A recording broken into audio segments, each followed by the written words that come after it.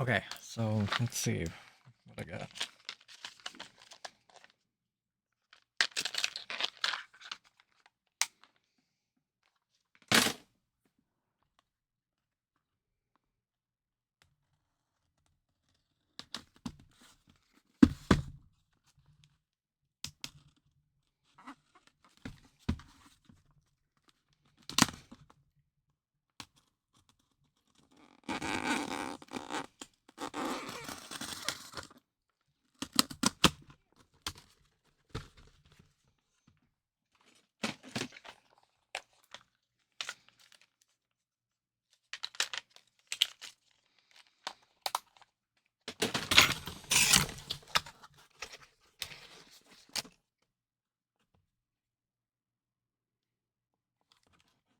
Hmm.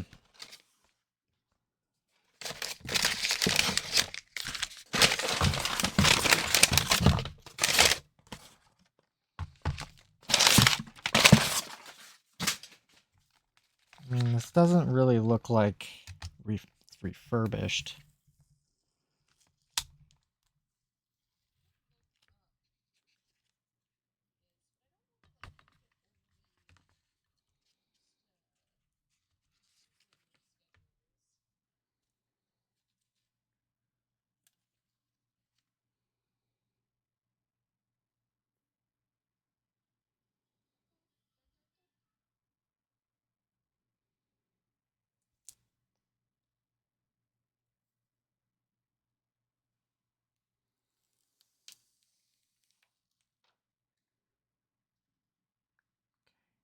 It at least looks good.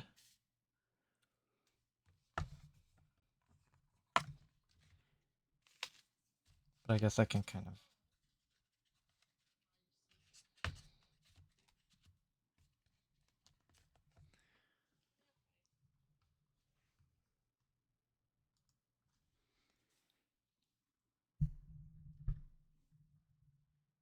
So I got my parts in. The screen was supposed to be refurbished, which I kind of understood to be... I kind of expected it to be taken from a donor unit, but this looks like probably an AliExpress screen, or from China. Especially since the crease is not there on the ribbon cable. The thing that it came in, it's all kind of sniffs of AliExpress. Which, I mean, let me look at screens on AliExpress. I mean, if they have a good vendor for screens, I won't be too disappointed. But, I mean, I think I can get screens on AliExpress for like $80. Let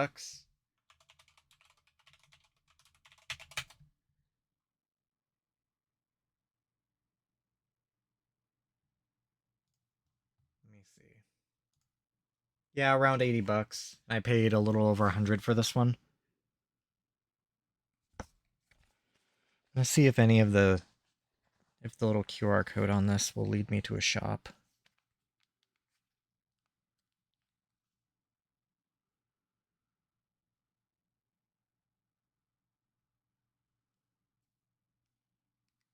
No, it's just the barcode.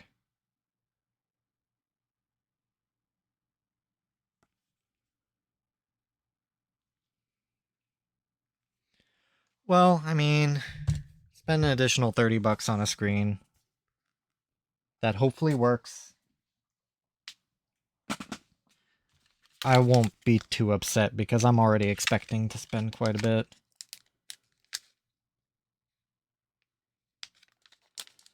Alright, I'm just checking out the other parts. I'll deal with the Joy-Con stuff later. But I'm guessing all this stuff's from just AliExpress. But let me plug in the OLED screen. Actually see if it works. That will be sort of the key.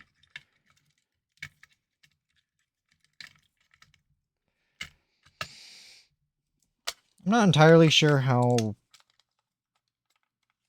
if there's an easier way to put these motherboards in, because I have to like sort of bend the frame back, which I don't exactly like doing. That's the only way to sort of slot in this USB-C port into the shell. and then slide it on. There's like 2 pegs back there that I have to slide the USB port on. I don't really need anything else. I'll plug in a speaker just to see if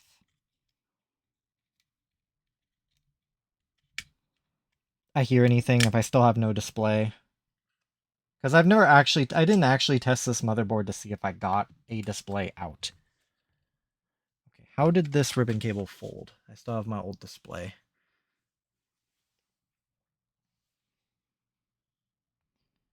And I did kind of peel it up a little. So it folds along the line of this like black material. Sort of give it a light crease. So then it should fold around.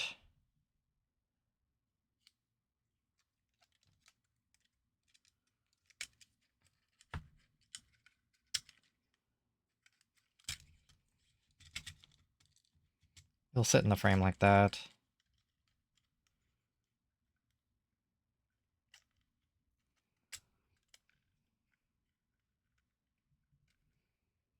Okay. I am together enough to at least test it. I'll have to devise a way to kind of test out the colors to see kind of how this screen works. Like if this is a really bad OLED panel, I might have to buy another Switch game.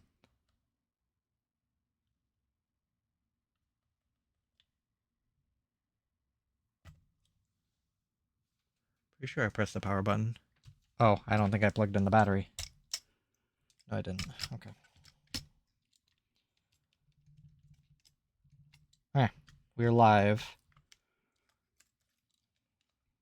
The battery should have enough charge in it.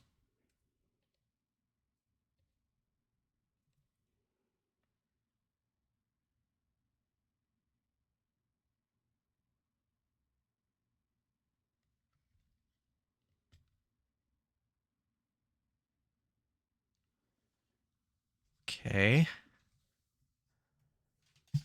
Grab a Switch charging cable, plug it in directly.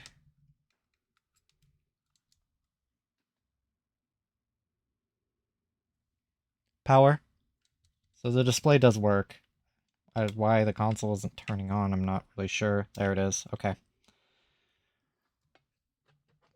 Let me turn off my light, because this is an OLED display.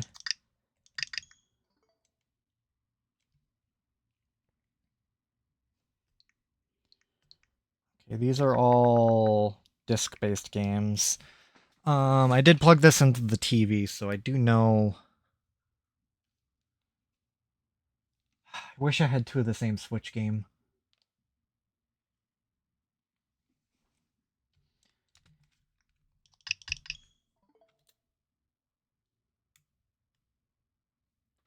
Just kind of looking at it, it doesn't seem as bright. I think all of these marks are on... Yeah, I'm going to keep this... there's like a plastic film on it. I'm going to try and keep it similar. What I might have to do is set up my account and go to things like the shop, so then I can view shop listings. Because then I should be able to view, like, videos. I'm going to have to probably do this in a dark room as well. But just sort of looking at it, it looks like a good display. I mean, it's going to be really hard to scrutinize right now, but I'm going to reset this Switch, get my account on it, and then I can go into the eShop and just watch some videos. Not very scientific, but I think that's sort of the best thing I can do for right now. I realized I didn't friggin' plug in the power button and the volume button when I was trying to turn the thing on originally, so that kind of explains why that didn't happen. You know what, I'm actually probably shouldn't be raw dogging it like this. I realize that initializing takes a very, very long time, and the CPU is getting very warm. I'm going to 100% do a quick thermal paste job. and just point like a little desktop fan on it. Just so I can get through the initialization. I got a little too far ahead of myself here.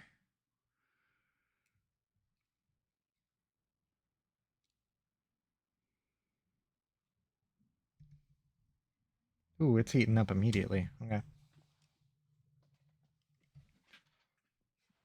I have a little USB fan. I might be able to get it to mount to the frame. Yeah, I should probably add the mounting pressure.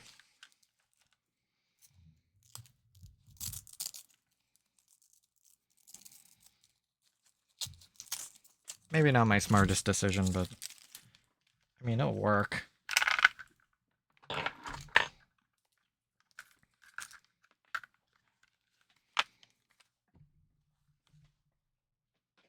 I'd rather not turn it off during initialization, but I probably should have done that before I did any of this.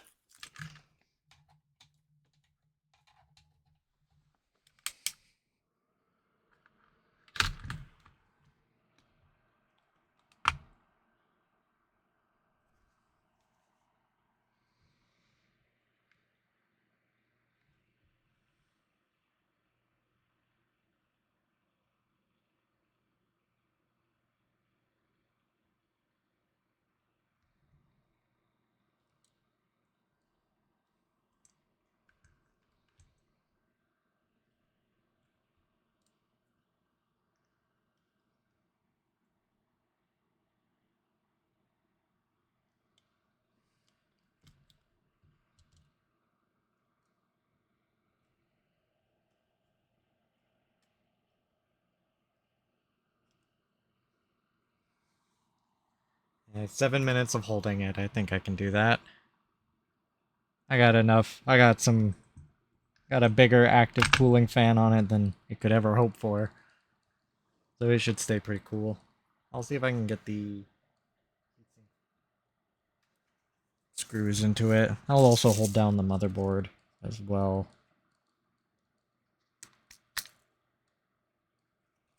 That's for the fan. I'm gonna have to watch back my video on what screw went where.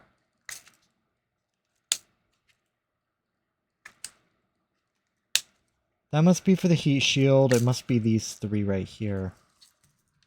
Let me check, see if it's actually Saturdays.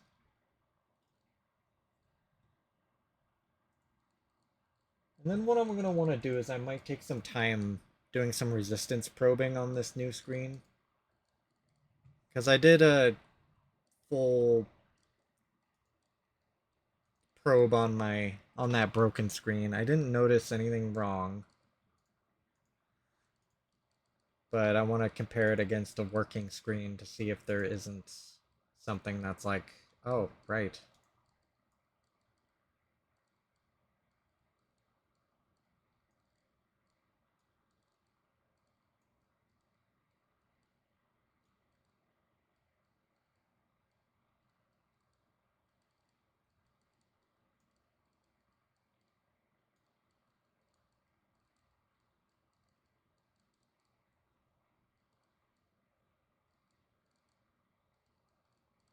Oh yeah, I was okay.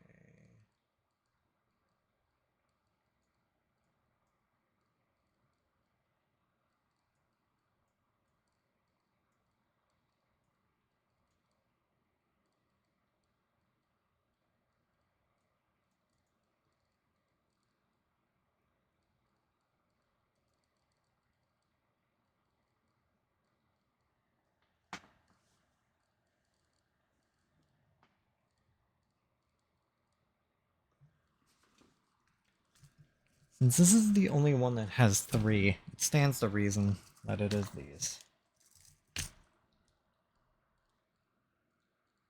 Gotta be careful not to drop them on the motherboard.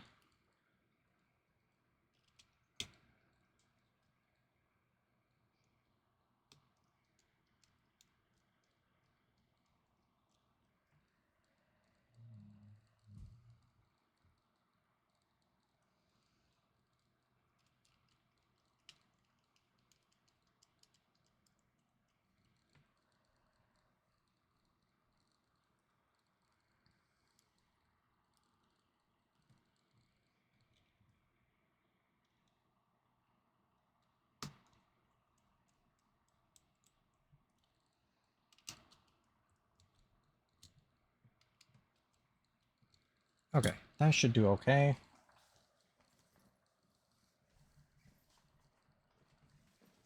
Do a bit of a jerry-rig setup here. Grab my laptop stand. So then I can flip this over and watch the progress. While also cooling the rear end. Beautiful. Like it was meant to be. Alright, well, I'll get through initialization. I'm probably going to have to get... I'm going to want to turn it off before I plug in the Joy-Con rails. So I'm not trying to hot plug in things as it's currently on. I'll wait until it's off. Plug in the Joy-Con rails, get everything set up, and then... From what I'm sort of reading from AI, it's kind of giving me the... This is how you kind of verify an OLED. Brightness level, saturation, motion blur are kind of the big ones. So I'll be interested to see that. Oh, it looks like it's done. Because this thing gets bright. This is a OLED I have in my hand is a Nintendo one. But I will probably check it in a blacked out room so it's like eye searing. Actually, I think it is off. Okay, cool. I'm going to take this opportunity to plug in the Joy-Con rails. I don't need to charge it anymore.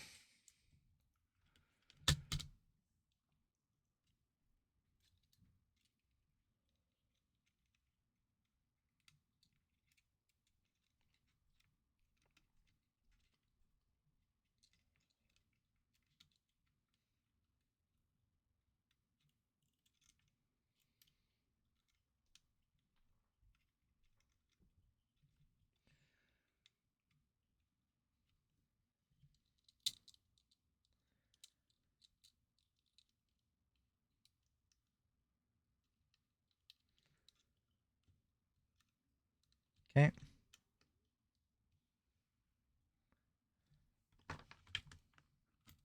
Since it still doesn't have any fans or active cooling, I'll just keep it on my little laptop stand. I think this will work surprisingly well. Get it on.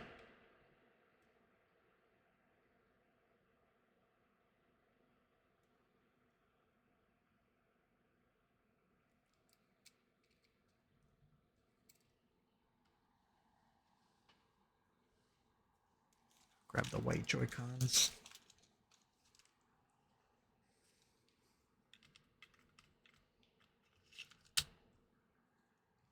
Actually, the white Joy-Cons were the ones originally for this console.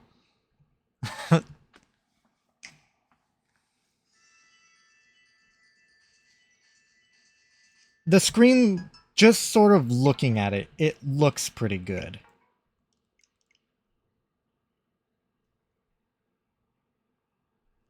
So I'm going to get all this set up. That is my access point.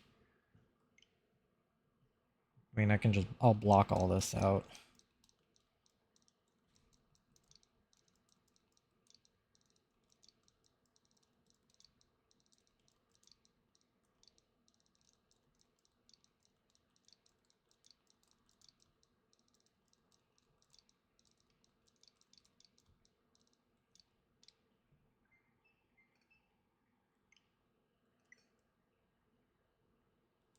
Oh, right. Yeah, I can't connect to access points because I don't have the Wi-Fi card plugged in.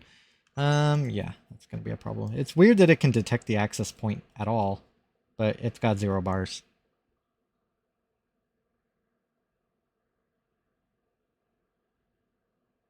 Hold the power till it shuts off. I do have the Wi-Fi.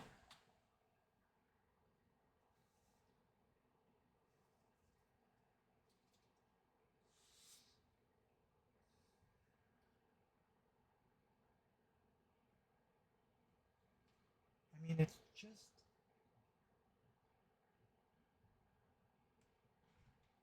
a pair of antennas, so I might have to actually hold this, put this back together a little further than intended. This is just a game card slot and the SD card slot. I might not really need it.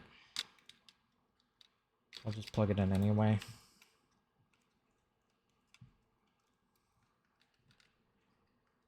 I'm playing very fast and loose with this console, which I'm not really too thrilled about doing.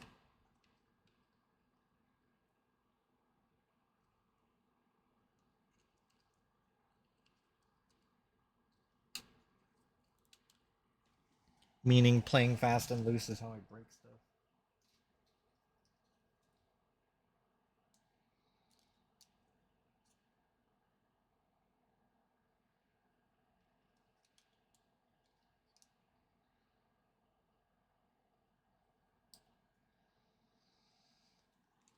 How did this antenna go on?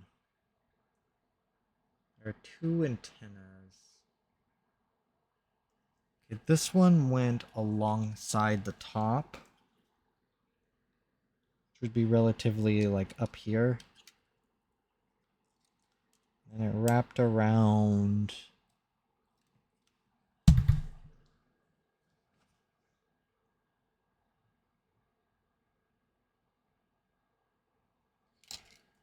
I just need to figure out which port it plugged into.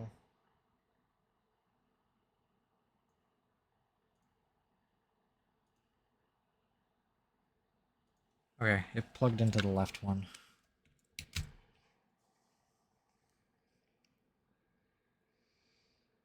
Because it goes around right here, and then it plugs into this one.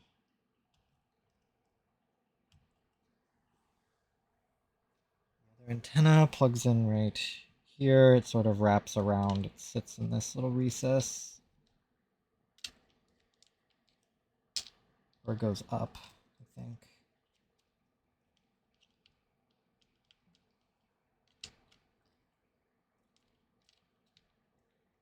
Is it upside down? No, it's not upside down. Kind of assembling this unconventionally, so it won't really fit together.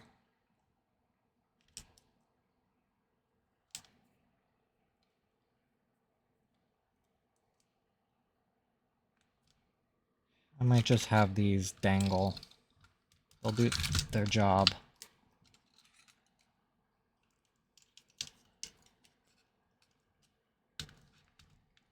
Alright, let's try that again.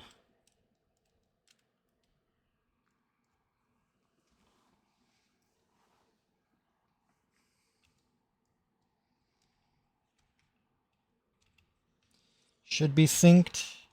Oh, it's gonna want me to slide them on, alright.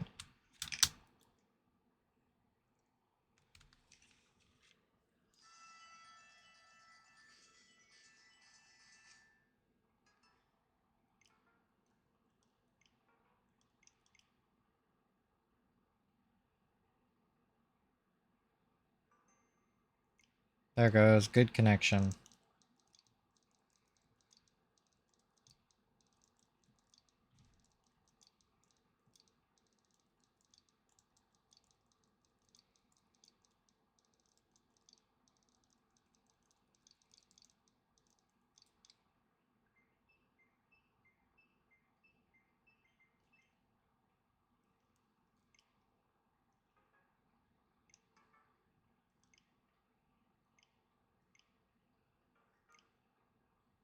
Okay, and I'm guessing it's probably going to need to update, so I'm just going to do all that right now.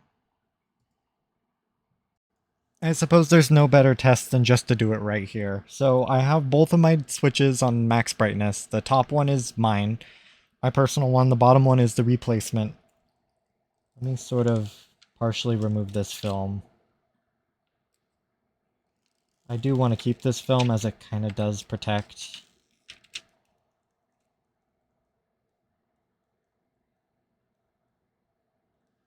Let's go back to the home menu.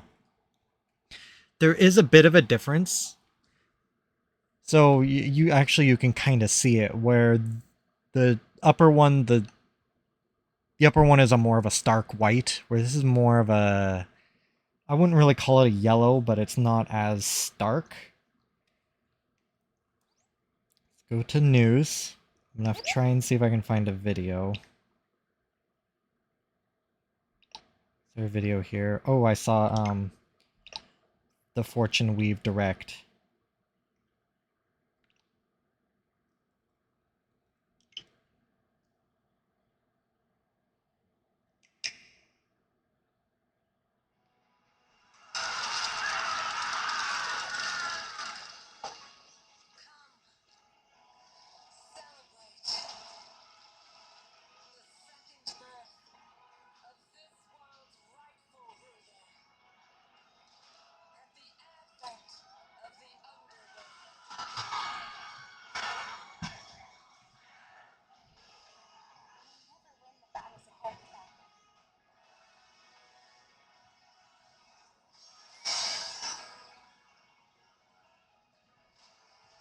The whites are definitely bright. Holy.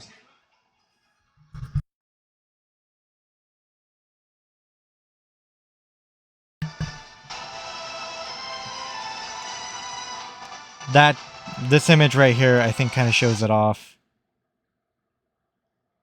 Where the blacks were not black. The Dacton Empire, a land at the peak of prosperity under the rule of the gods. In the capital city of Daxia, I can see it in the oceans. ports teeming with trading ships, temples to the gods, and other establishments line the crowded streets. This is also where the heroic games are held in tribute to Dagda, the Empire's first and founding king. Heroic games have begun! It's said that Solel, the current ruler, will grant one wish to whoever wins the games. Those vying for the prize hold strength, determination, and undying convictions they refuse to yield.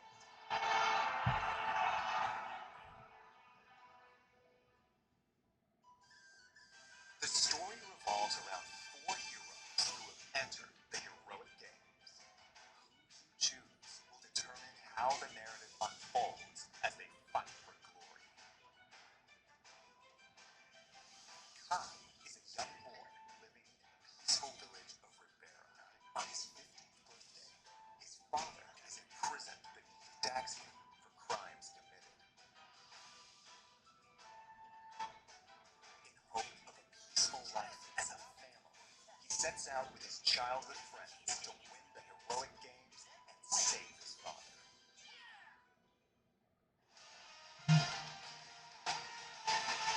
Dietrich, ever in search of a stronger opponent, is attacked by an enormous monster while sailing a stormy sea. And also, these videos might not even be an OLED image. Or they might not be an HDR image. I am noticing that the blacks are almost more of like a... It's got this persistent hue on it. I'm just gonna see if maybe there's an option for the display. System. Screen colors. Oh, okay. I have vivid and standard. What do I...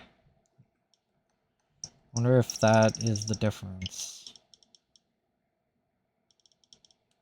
No, they're both on vivid.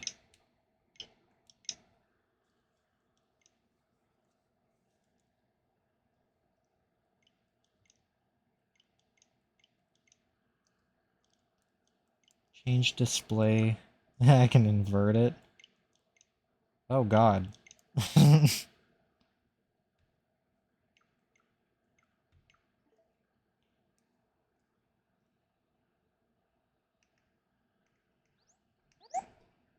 I mean...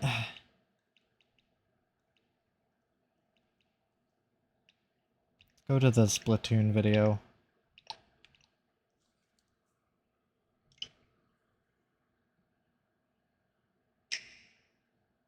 On the Spiralite Islands, treasure is yours for the taking. Enemies will get in your way, but Yeah, what's interesting is when it does go black, it goes black. It's not like it there's like almost like a black light effect. I would say if I wasn't like trying to scrutinize this against a legitimate display, I don't think I would notice anything.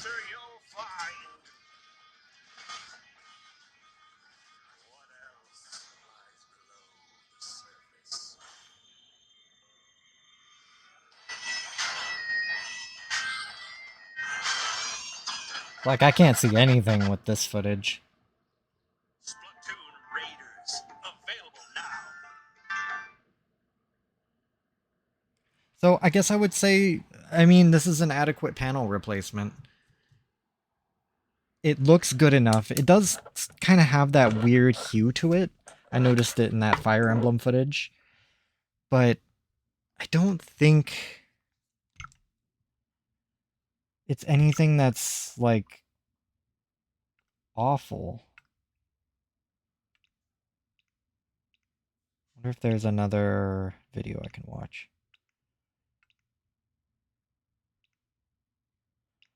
Do the Switch Online Virtual Boy. It might have some interesting colors to it.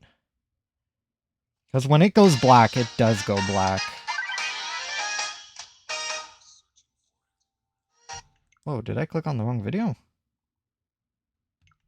What the heck?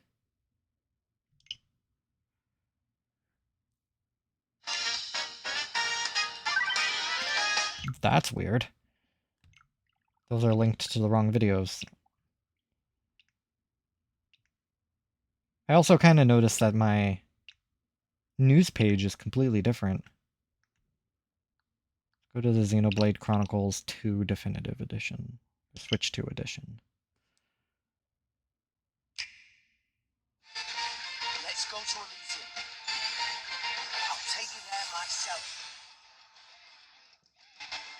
Join Rex and Pyra in their search for paradise, now enhanced for the Nintendo Switch 2 system in the Xenoblade Chronicles 2 Nintendo Switch 2 Edition game.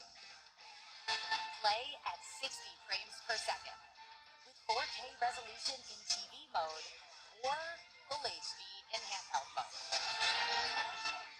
And enjoy in-game cutscenes with enhanced resolution, frame rate, and detail. Oh, look at that detail difference. Also, new outfit designs for Pyra and Mithra. These carry over from adventuring to cutscenes too.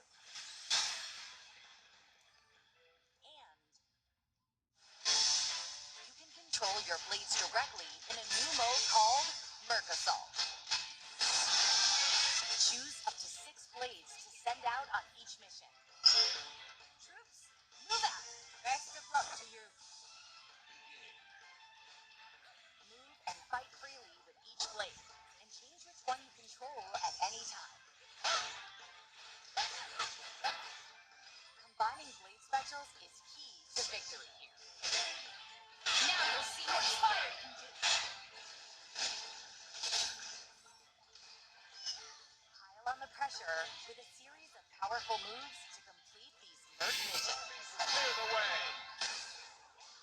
What flank is all?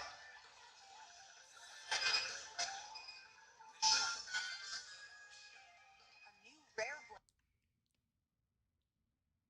Like, this is the only thing I really notice, is between these two displays, I can't really tell. I wouldn't really know the phenomenon, but there's almost like a green on it. I don't know if it comes up any better, but it does. I do kind of see it in my OBS feed. I don't think if I had these two right next to each other, I would really be able to notice it. Or maybe I would. It's really hard to say. But there's like a green hue on everything. It's not the dark black corners of the original display don't have this like almost like a cyan tint to it. Interesting. I wonder if I can take a screenshot. Not able to screenshot. Okay. Let's get this console off. It is still kind of raw in that it doesn't have an active cooling, and I haven't put my fan on it. I don't know. I'll have to do some more testing onto this display.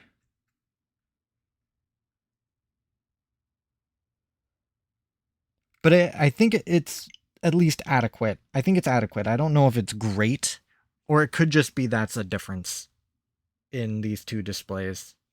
It doesn't look like it's awful. I'll look into it. I'll see what I can come up with. See if I can devise some tests and maybe even try and get a YouTube video going of like an OLED test or something.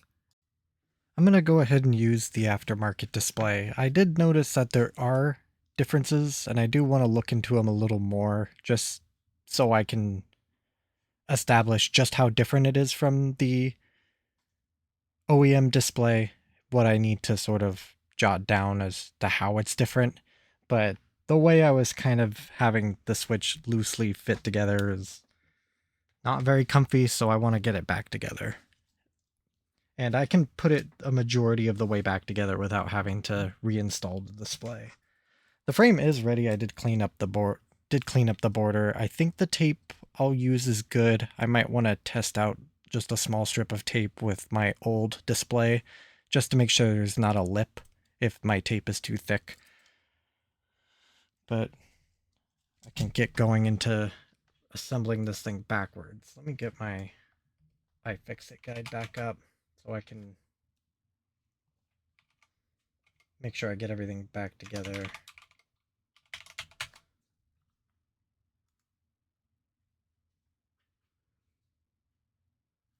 I think I did motherboard. Oh, and I still have that overlay open. Okay, that works. Okay.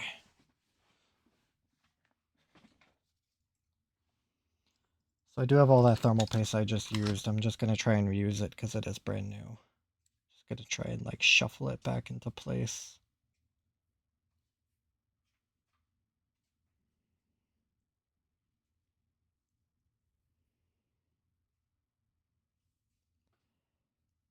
And then I do have thermal putty I can put onto the upper end of the heatsink.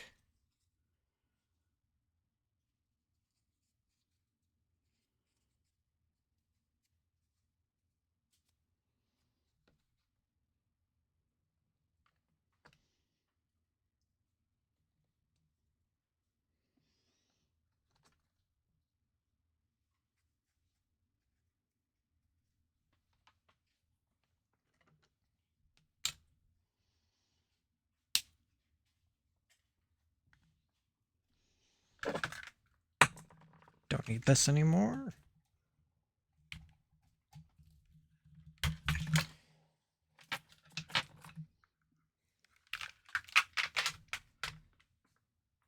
Now, since I have been touching all these ribbon connectors with my fingers, I'm going to want to wipe them off before I plug everything in.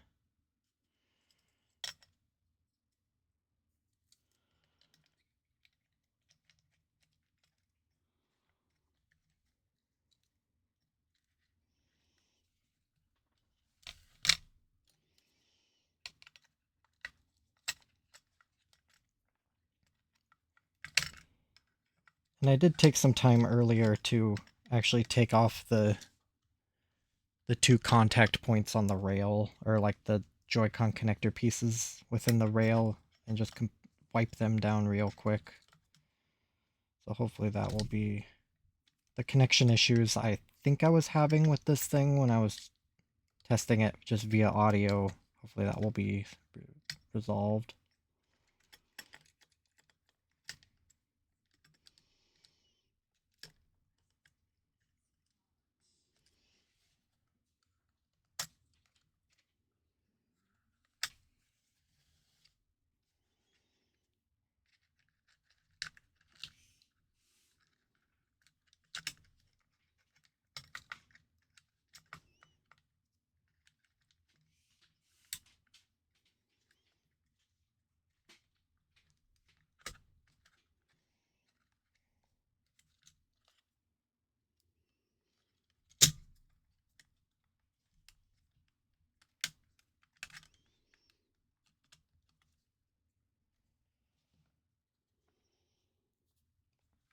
Okay, everything seemed to have made it.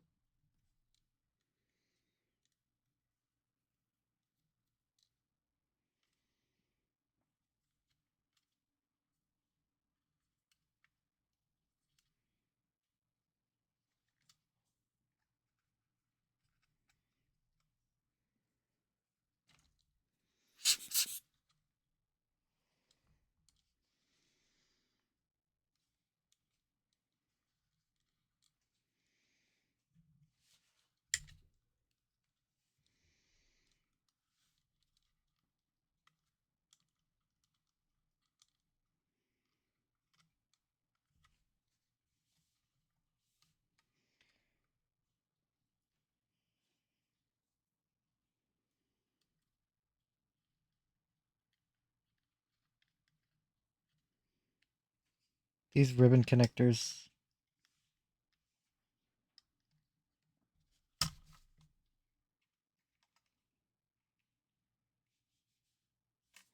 they must be omnidirectional because this ribbon was upside down, that one was upside down, this one's, the contacts are facing down.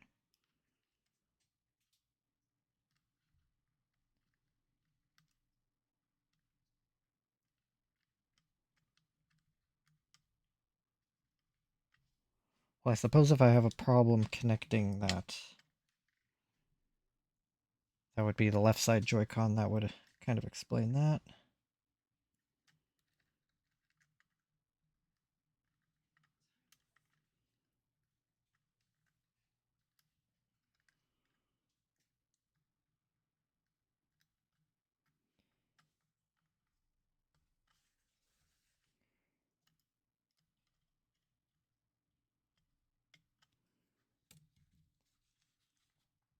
Okay, main connectors are in, I'll wait on the battery. So we have the 3mm, 2mm screws. Those will most likely be my last ones, because I did try to keep this in order with the iFixit guide.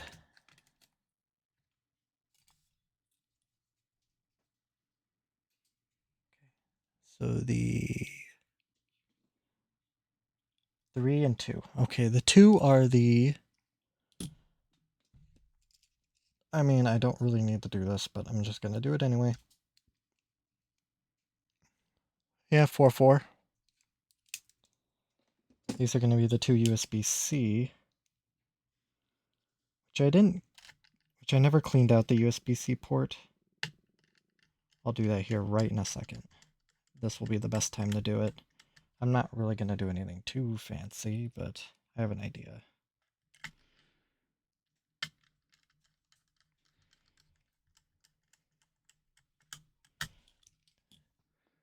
I think I'll have some success replicating my game card slot cleaning. Just getting a USB-C cable, sort of drenching it and rubbing alcohol, then just sort of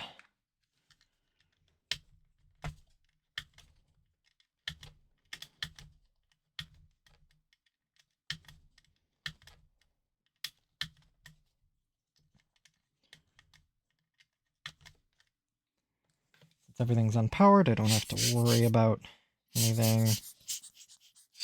I'd rather not get rubbing alcohol on that water damage indicator sticker.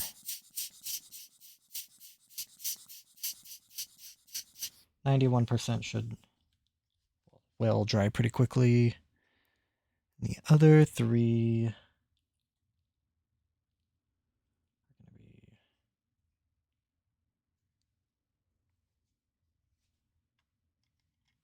be here. Move the speaker wire out of the way.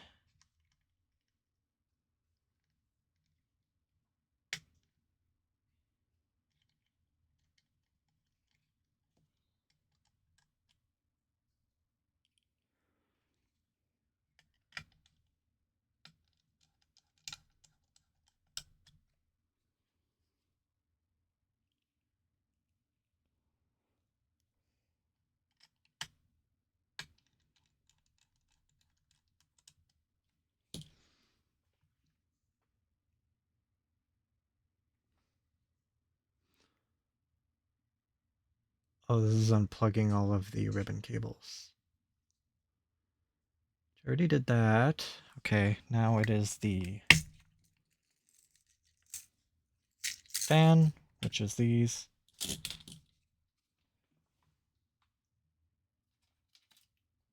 I think the fan was in pretty good shape.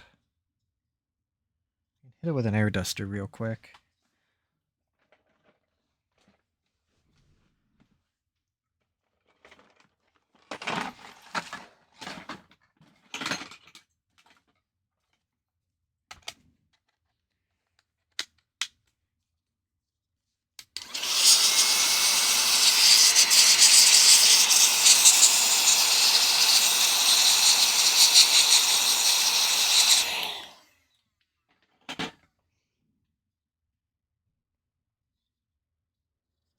No broken fins. I don't see any dust or hair, so I think it's perfectly fine.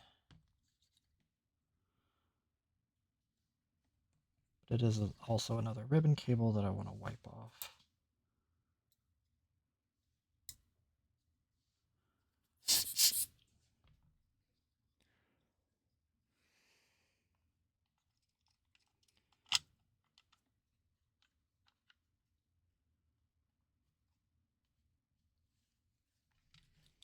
Get the ribbon cable in first before I go ahead and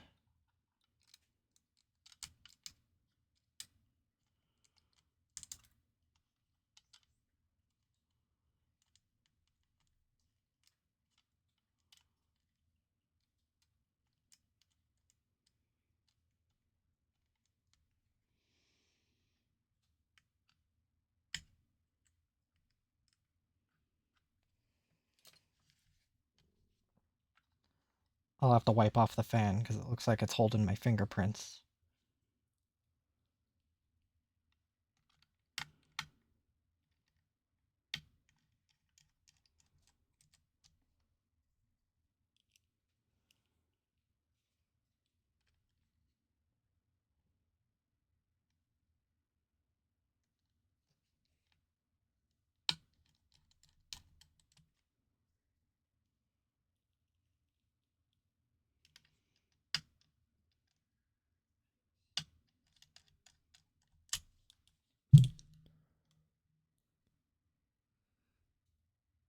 Heatsink.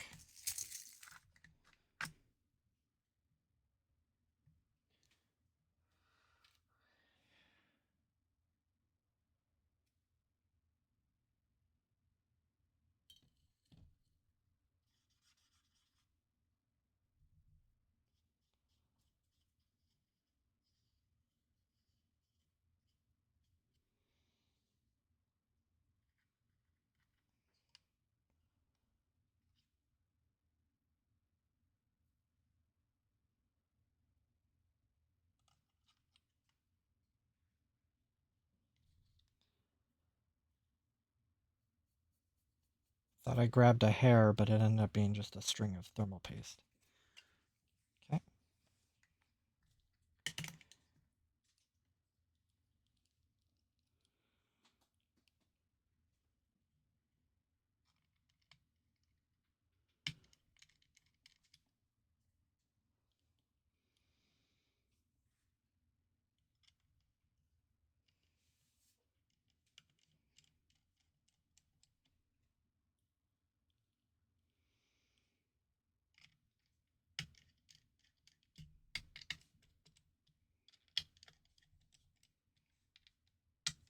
And the mounting pressure isn't too high on this heatsink, so I don't think I have to worry about it too much, but the paste coverage is good.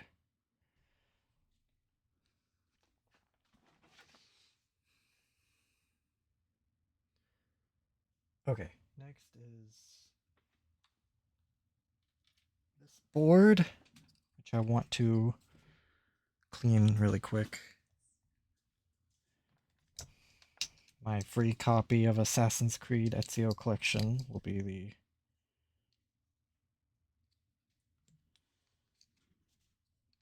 tribute. It is this way.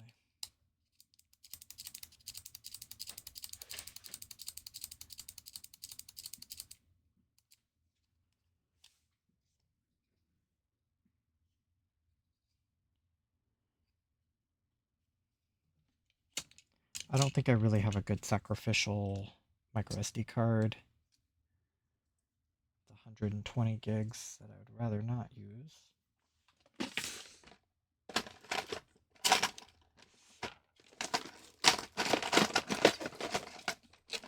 think all of my micros are probably in use. It'll probably be fine. I really probably didn't even need to clean the game card slot, but better safe, because that's going to be the one that's most likely cycling through cards more than an SD card slot.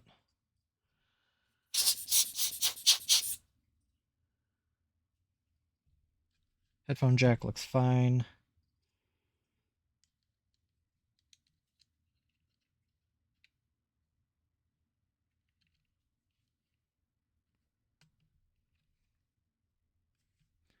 Okay, there's one screw, which is probably that screw that goes right next to the headphone jack.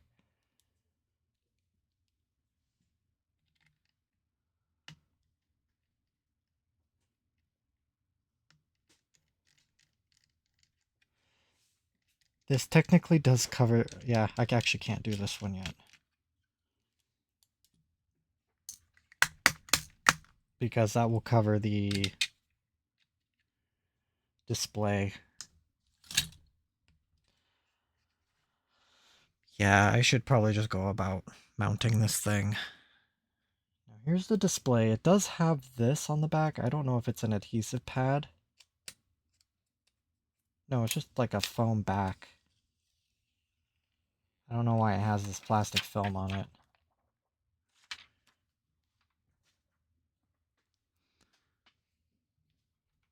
Let me grab the old display. Move these out of the way.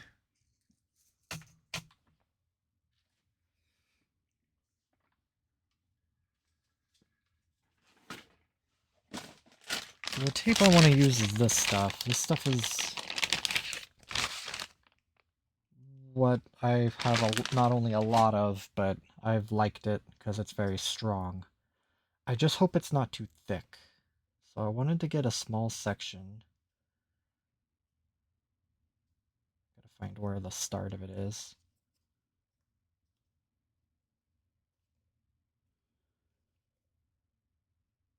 Oh, here it is. Let me turn that off. What I wanted to do is just put it in one of the corners and just see if it causes my display to lift or if there's a lip. I won't take off the tape at first, or the back side of that double-sided tape first, and just see kind of where I'm sitting. Display feeds through there. This is the original display. I will be at a bit of a disadvantage because there is still some residual double-sided tape. But I mean, I should know pretty quickly if it's not going to work.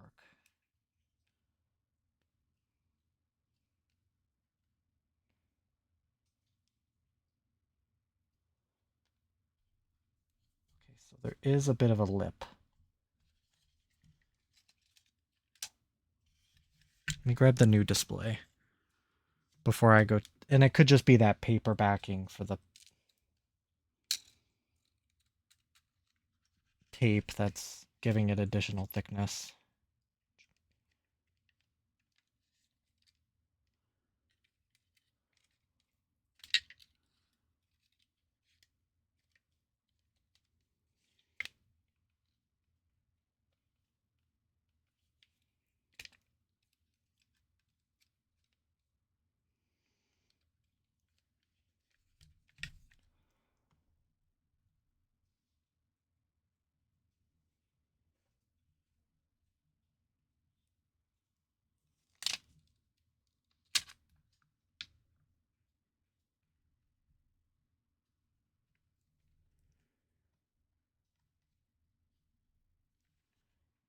Okay.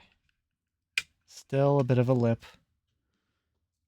I don't think it's going to be the end of the world if there is a lip, but let me remove the paper backing now and see if that lip is still there.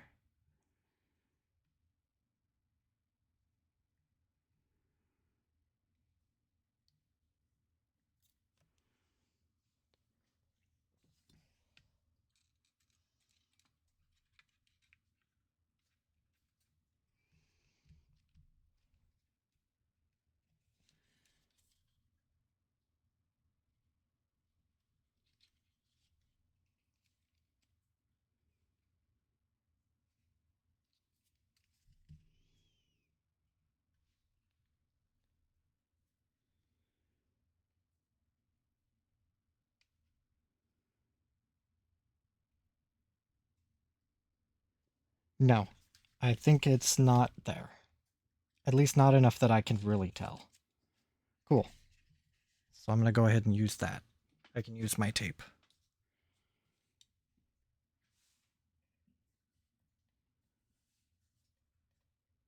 Remove the old stuff.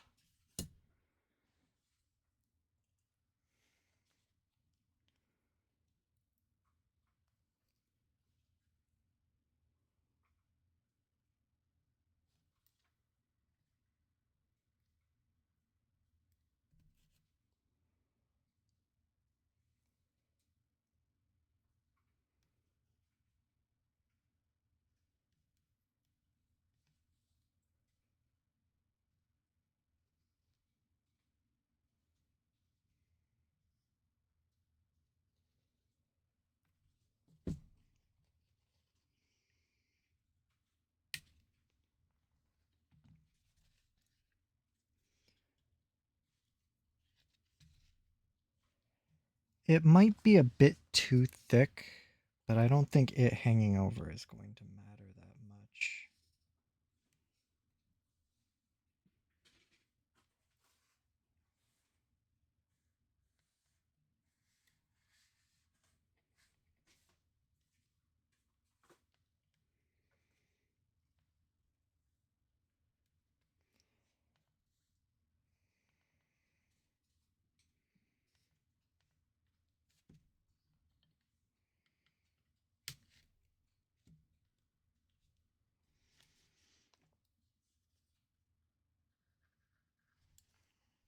As long as it's not creasing on the edges, it should be good.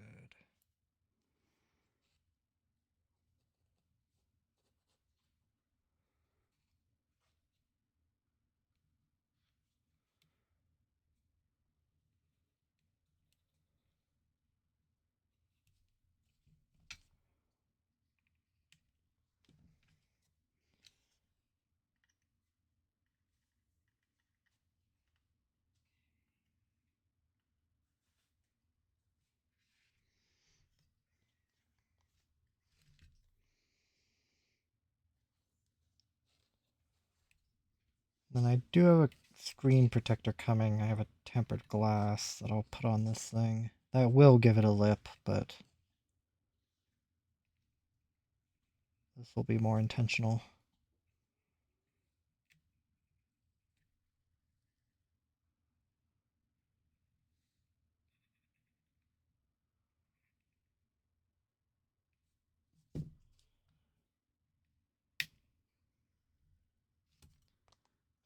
Okay.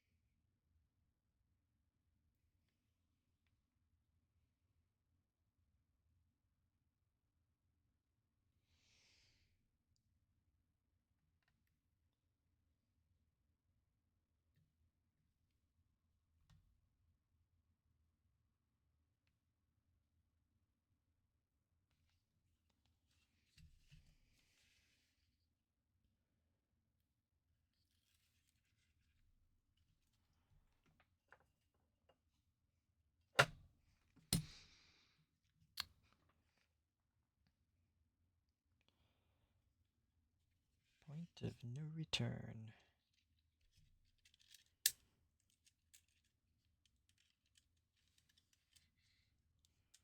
Make sure that ribbon cable is fed through before I go pressing this down, because if I crease it in between the frame, that's going to be unfortunate.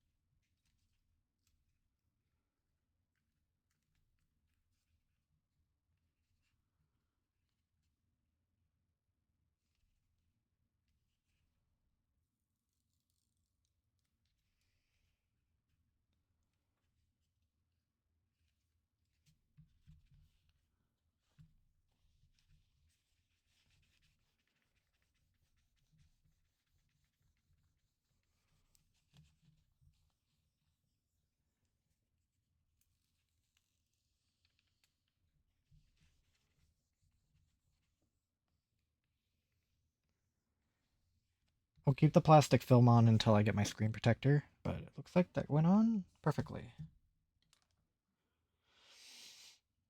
Now, since I was kind of manipulating that ribbon connector a lot, wipe it off.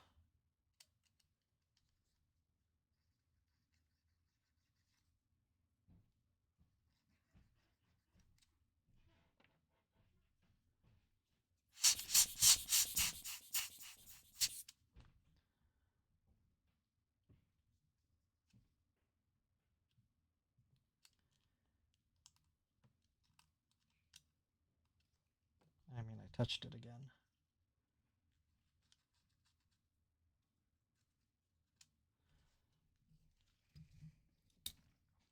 There's no power to it, so I should be able to use my tweezers. I was gonna run some YouTube videos of like OLED test videos, but since I'm signed in on my main account and the way Nintendo handles software, I'd have to add this account to my profile, or add this Switch to my profile and share it via a game card, a virtual game card, and I don't want to do that. So I'm going to have to sign into one of my dummy accounts to get YouTube to run those OLED tests.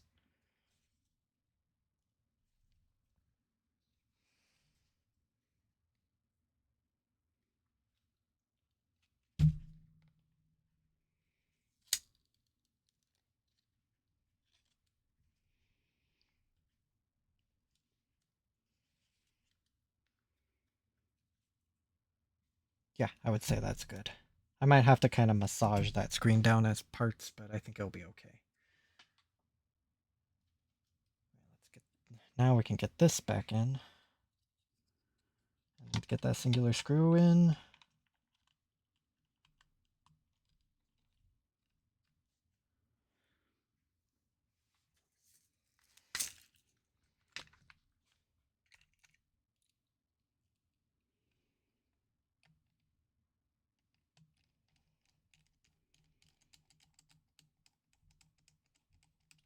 Okay, bring back up the iFixit guide.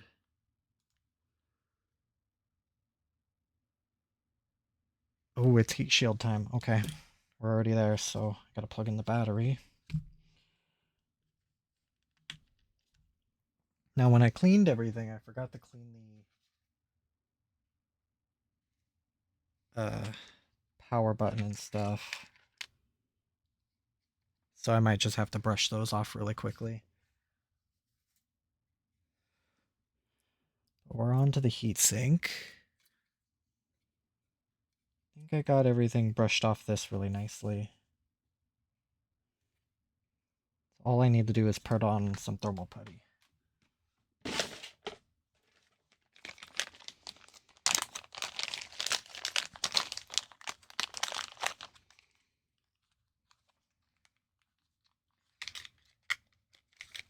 I'm running low, so I bought some more.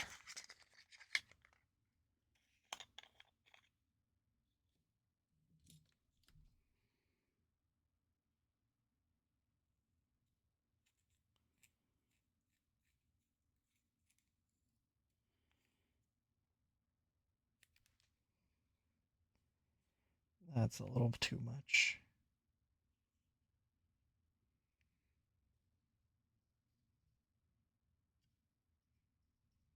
It's mainly just the copper heat pipe that's going to be making contact, but from what I understand, it's just a bigger gap than what thermal paste is usually expected to handle.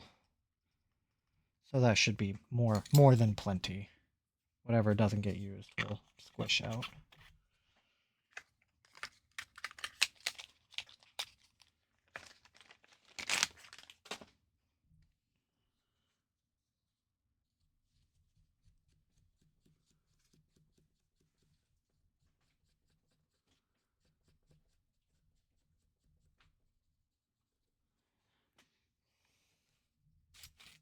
Kind of use my pry tools for everything, don't I?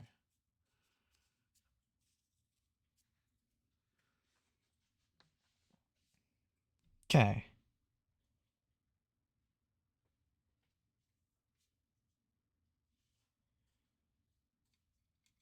I mean, if something's not plugged in, I'll know about it pretty quickly. Get the fingerprint off the SD card slot. Oops, backwards. Okay, there we go.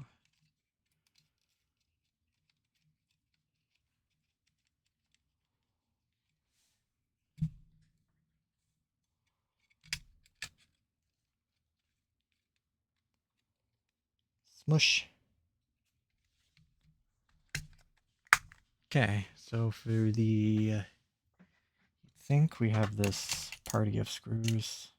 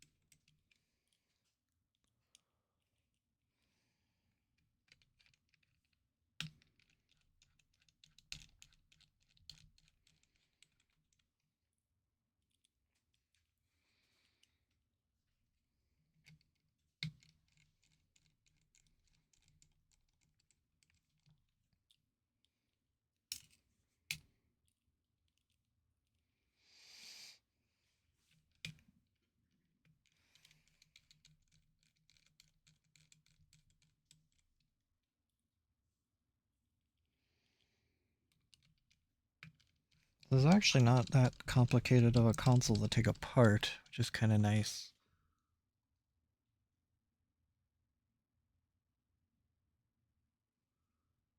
Oh, right, this one's routed really weird. One of the secondary Wi-Fi antennas is what it's called.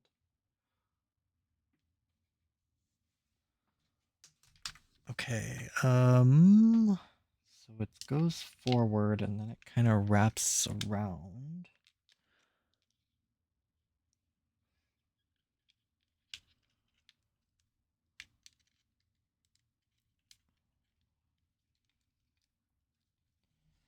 Thankfully, it has an amount of memory, the antenna does, so I can sort of feed it back into its recesses without too much problem. Gotta make sure I have enough slack to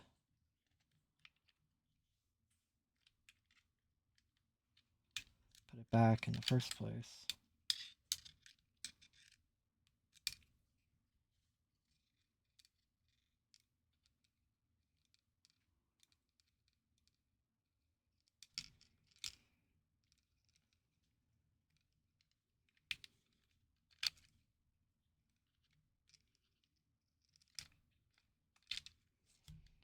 Maybe I can go like this first.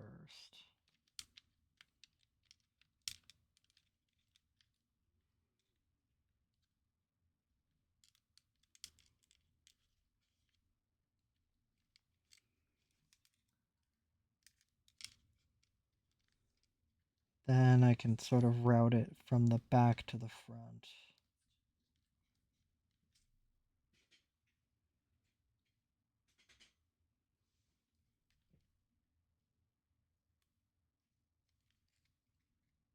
I don't recall pressing the power button, but I want it off right now.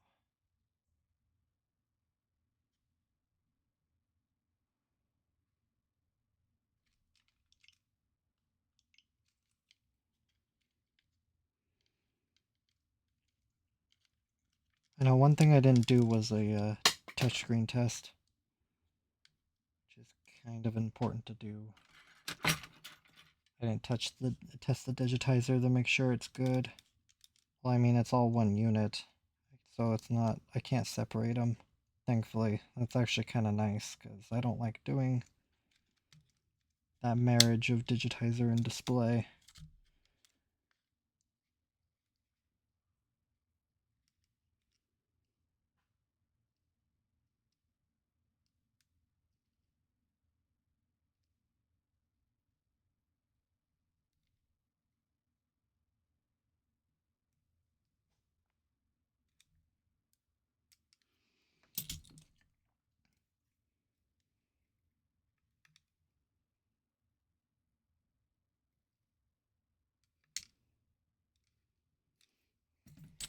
It's proving to be somewhat difficult.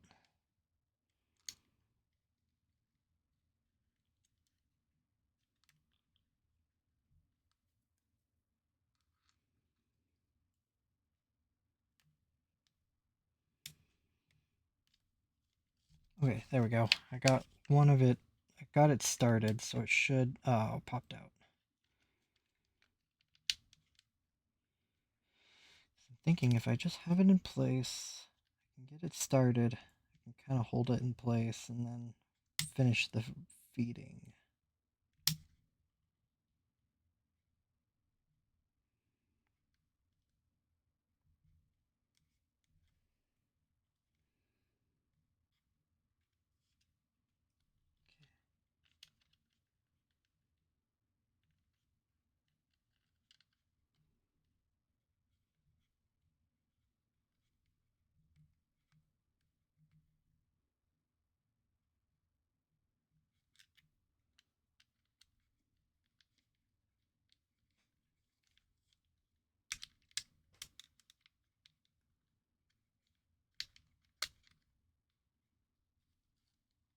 Okay.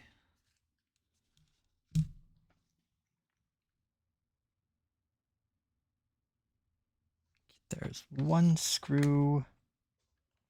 I have 3. I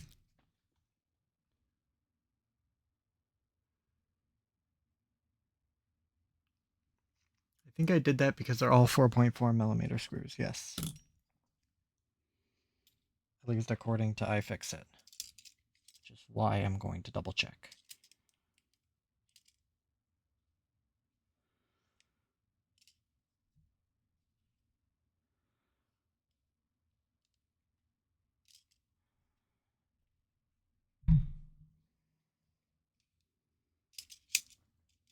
Yeah, they're about the same.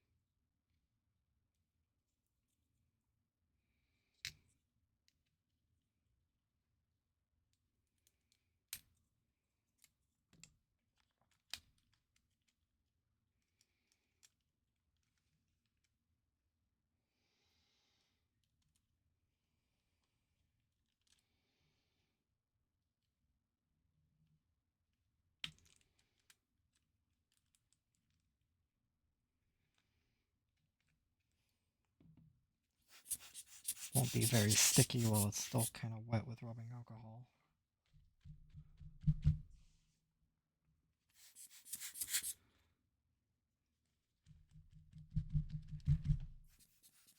If it doesn't regain its stickiness, I can always replace it with Kapton tape. It's not that big of a deal.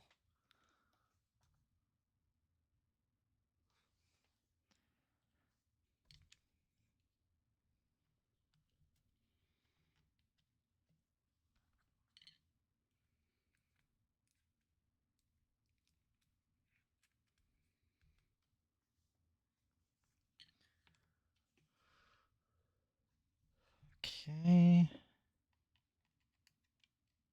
This one's thankfully a little easier.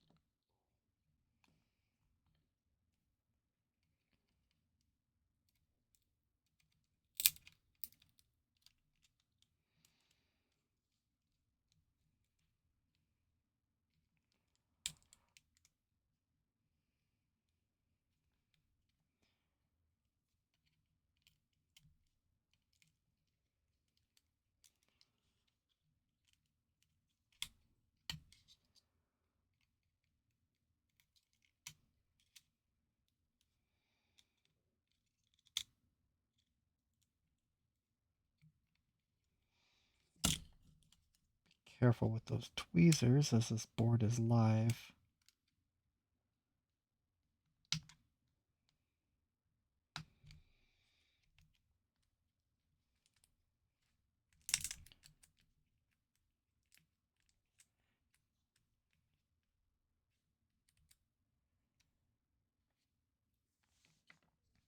Okay, now I'm gonna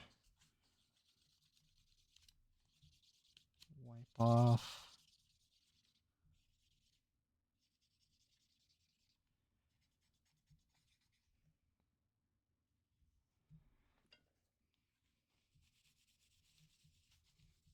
I don't need to make it perfect, but now I think I'm to the box shell.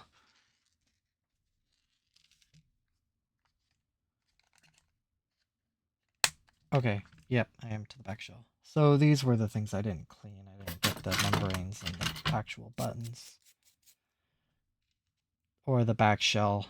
Ooh, that has some sticky stuff in it. Okay. So let me take some time to sort of take this apart, because I didn't want to fully disassemble like the hinge and stuff. I didn't think that was really necessary. Because the console itself is actually in really good shape. Because I think the display died pretty early. So the previous owner just had it sitting in the dock. So really the only thing that would be manipulated are the power buttons, volume rocker, and the game card slot. The rest of this is in such good shape that I didn't feel a need to try and take it apart to clean it.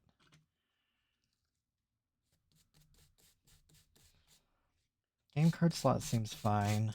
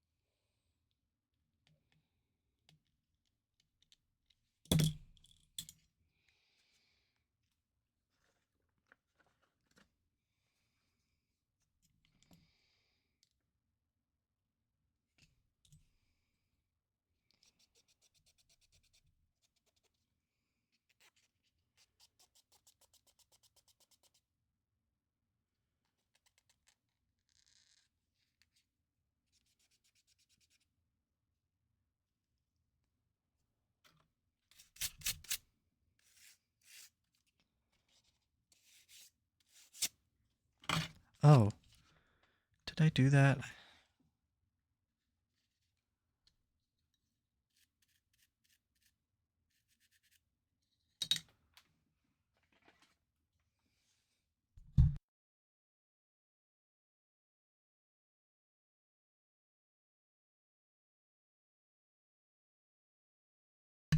The little vents for the speaker. I forgot. I did one of them. I just didn't do this other one.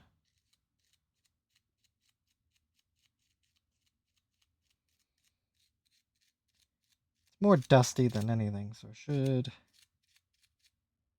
clean up pretty nicely. I just gotta kind of get in there with.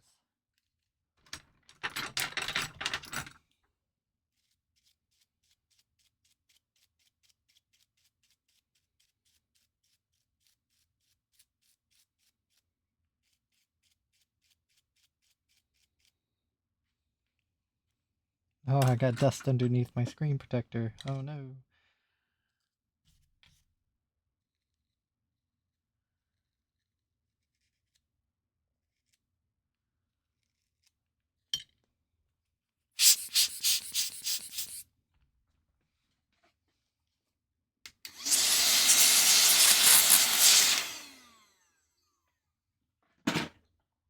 I can get at it a little more if I don't like it.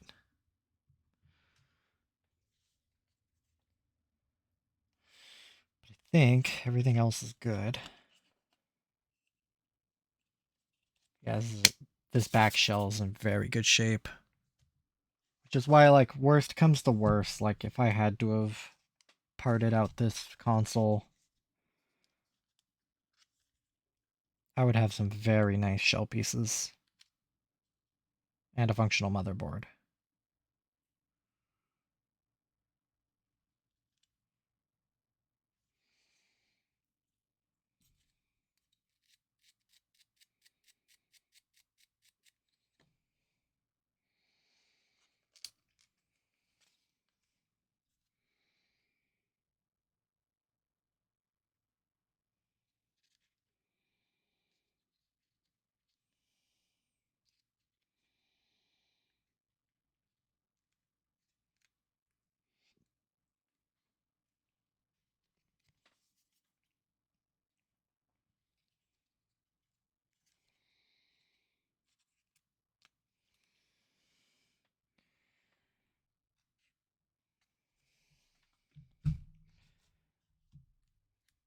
Alright.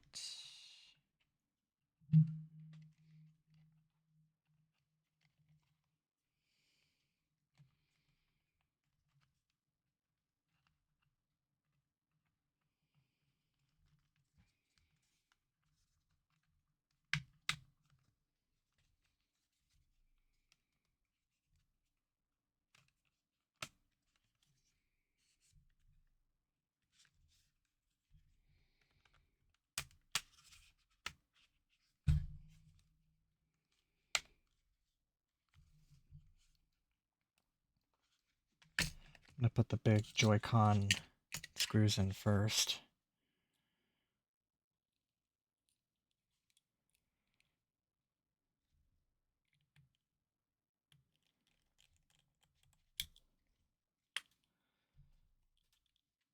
So I'm gonna go a little out of order.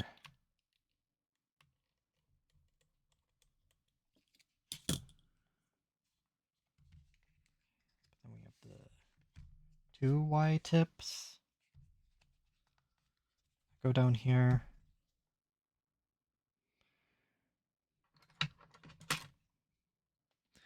I am pretty sure they go down here. Yep.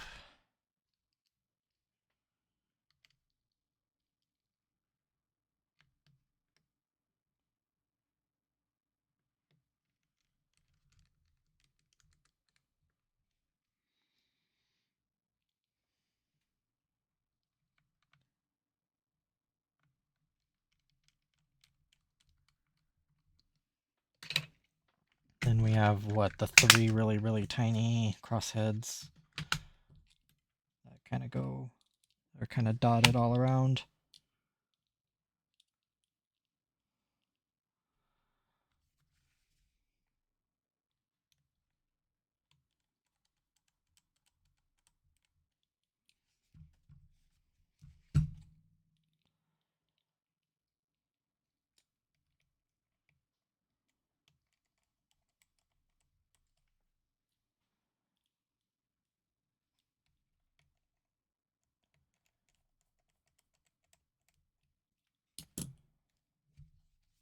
All right, that is a switch.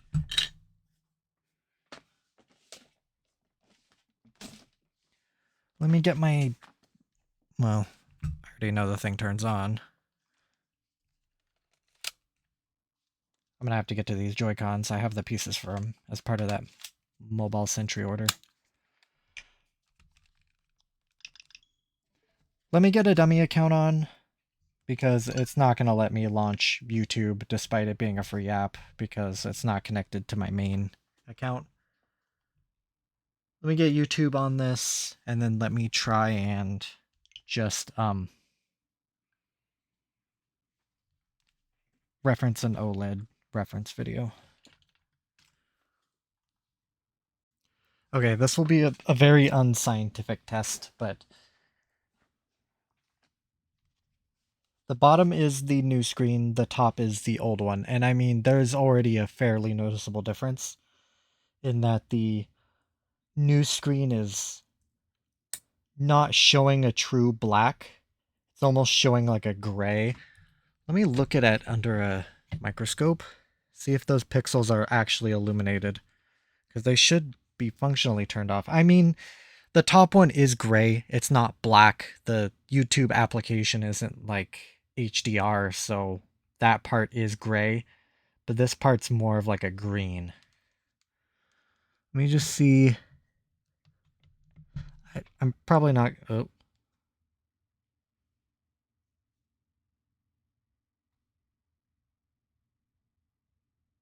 I don't know why it's doing that. Oh.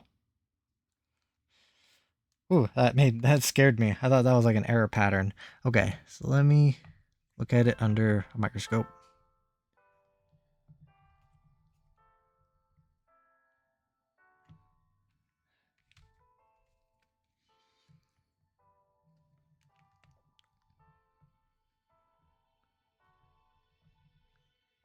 Alright. So I'm gonna choose... I didn't really notice anything. I'm gonna choose these two videos. It's probably gonna kick me into an ad.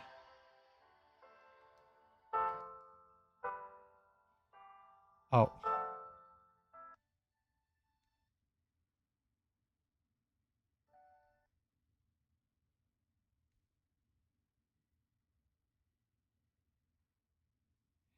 I think I can press...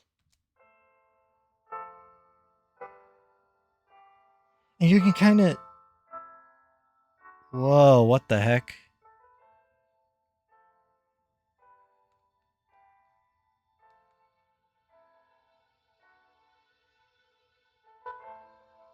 Yeah, you can see the green almost like creeping in.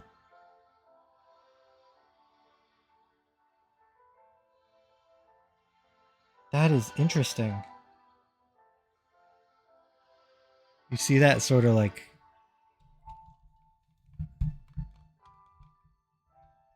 I don't know why it's doing that.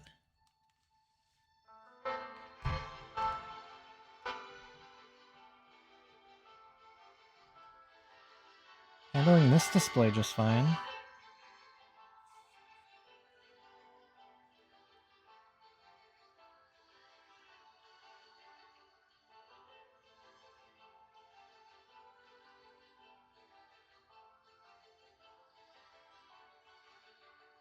You can see there's like this green line for this box when it's supposed to be like a fade.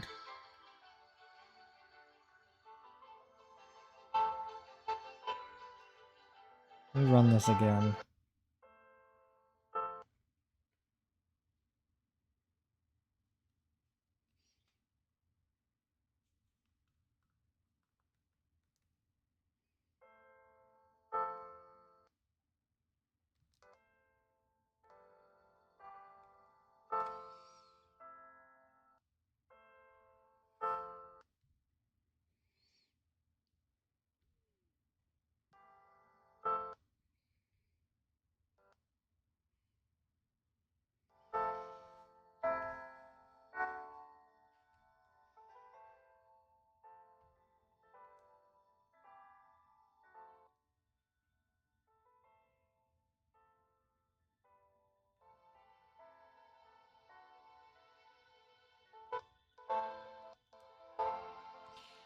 That is really interesting. How there's like this green that like creeps in. It really doesn't do fading in and out of a black really well. Wow.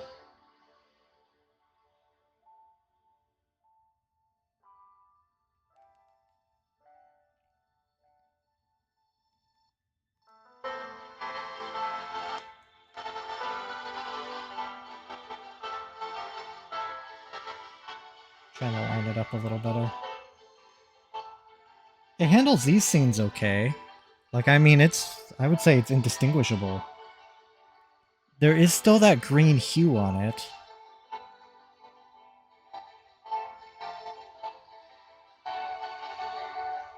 Like, even here, you can just see it. It's just like a really faint green hue on all of the blacks. And right here, there's supposed to be sort of a... It was supposed to be a gentle fade to black, but it's more jagged.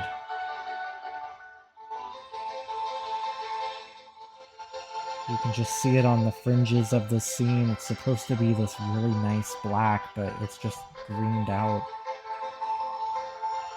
Very interesting.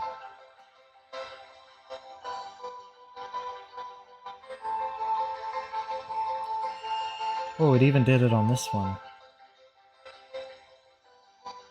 But yeah, there's a cluster of green right there.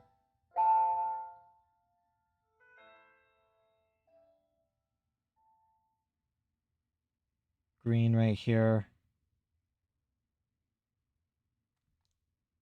Okay, let's try this one. Wow, that's bright. I will say this aftermarket panel is doing a pretty good job. I am seeing artifacting up here on both displays.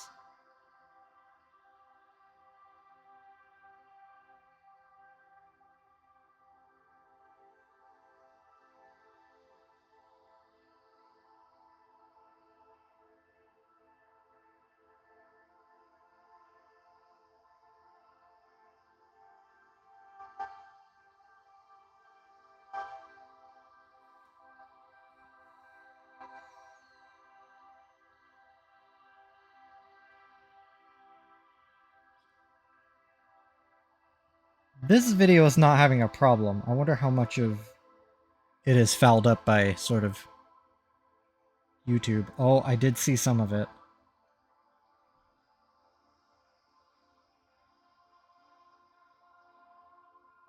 Yeah, and I can still see that green line right there, where there's supposed to be like a really clear separation.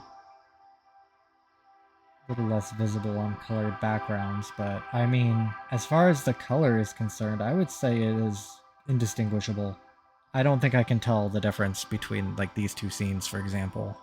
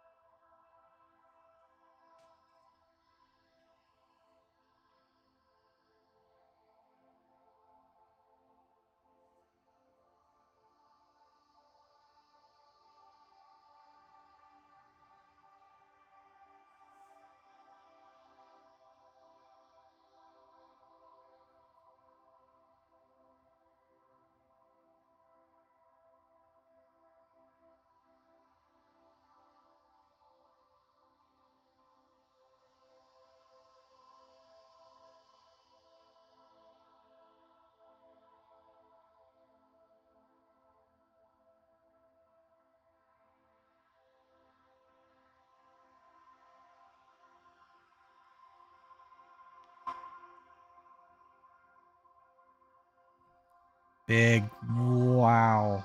That's not as pronounced as it is when I'm looking at it, but it was there. It looked a lot more pronounced in the feed.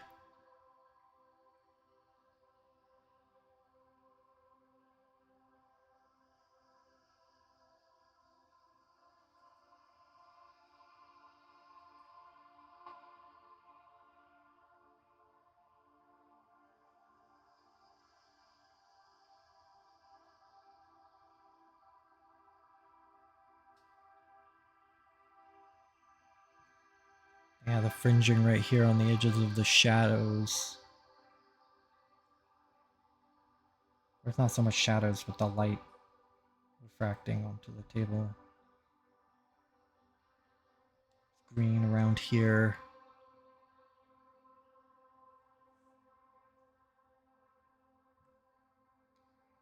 It has a real problem with like faded black.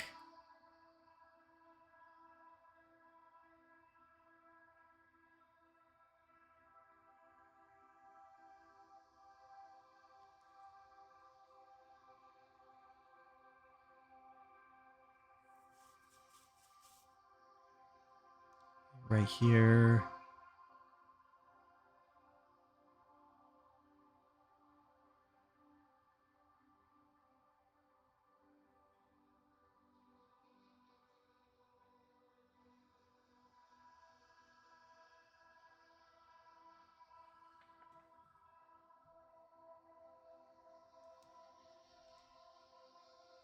Ah,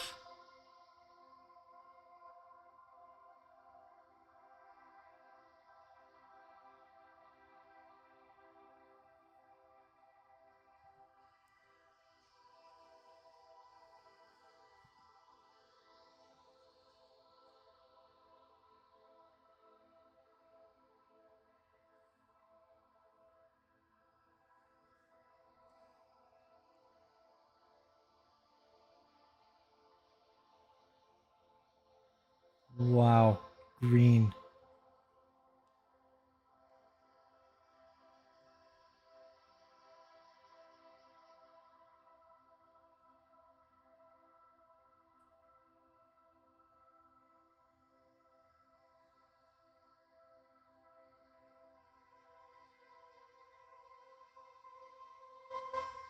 Green. There's like a specific shade of gray it really can't do.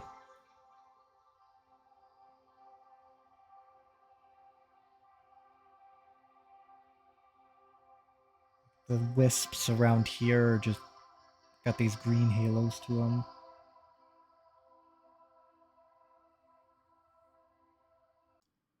So I was playing a bit of Zelda Echoes of Wisdom, and this is really hard because this display is like 80% good. Like I was sort of showing in those tester videos, the brightness and sort of the color representation is identical to that of fully a full OEM screen. But sort of these near black moments or like fading moments, like right now this black portion of the scene is black. Like that is a really good black. But occasionally I think it's like around when it's not so much black, when it's more of a gray, that's when I'll see these sort of like green artifacting almost. So right here, this is an example. When Tri is speaking, there is a very faint rounded green box around the text box. It is incredibly faint. I don't even think I'll be able to pick it up. You can kind of catch it on the edge of this black. There's just a green box around it. Since I'll be stitching this video together in DaVinci Resolve, I can put up a kind of a representation of what I'm seeing. It feels like it's very similar to how you 3D key a PNG, a transparency, or like something you want to edit out a green screen in.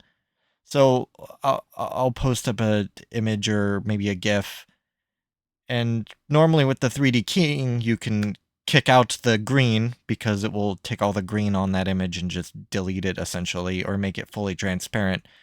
But what I'm seeing is like it's not so much removing the green, but almost putting a really high transparency on it, not fully, but just enough to leave a sort of a green box around the asset, but it's more or less keyed out. I don't exactly have the best terminology to describe it, but what I noticed in this game when Try was speaking, there's that green box around it. When I bring up my options to select different echoes, this entire bar has a green hue to it. I don't think it's supposed to have a green hue to it. And I think I had a screenshot of another moment. Like the edges of this, like when I was in this indoor area, the edges of these scenes have this sort of like green hue to it. When this text box was open, there's this green hue around the entire screen. And then, yeah, there's the item selection and try talking. Another thing I tested is I just threw in Pikmin, the Pikmin 1 and 2 game, and right on the title screen of Pikmin, it's going to be a little hard. I guess maybe it's not so much hard to see, but around the edges of this is supposed to just be a nice, gentle fade to black, but you can kind of see just sort of this green.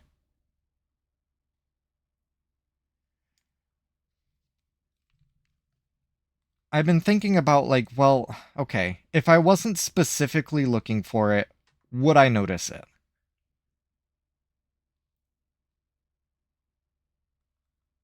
As far as Echoes of Wisdom is concerned, I don't think I would. Maybe during these text boxes because of how, yeah, it's even more apparent right here on against this black scene because it just seems so out of place. It seems a little too boxy compared to sort of this like wispy oval.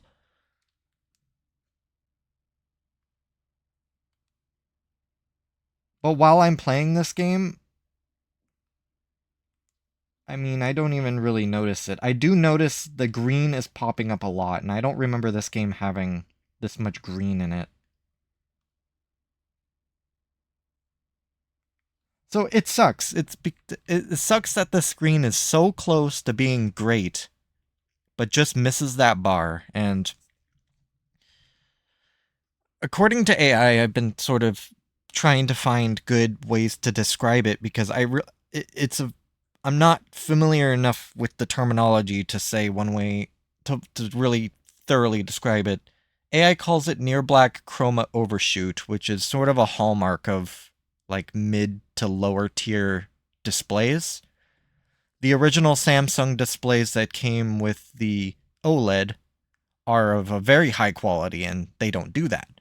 But since this is a much more third party budget friendly, I suppose, or it's not even budget friendly, this is all you can buy. These panels just don't reach that type of quality that the Samsung displays do. So this is all we got. And unfortunately, I either stick with this display with the caveat that, okay, it does have these weird quirks and near black scenarios, or I sacrifice an OLED that's maybe in worse condition, which, if it's in worse condition, then the screen is in bad shape. And use that screen, but, or just sacrifice a good shaped OLED and just have parts. I really don't want to cannibalize consoles if I don't have to, but this is sort of what we need to deal with. So that's just, I'll have to think about how I'm going to describe the screen and try and get some good examples up, and maybe it won't bother someone out there as it does me. It does kind of bother me, but everyone's a little different, I suppose. But I'll get to testing this console later. I really don't think there's anything additionally wrong with it, just the screen is different.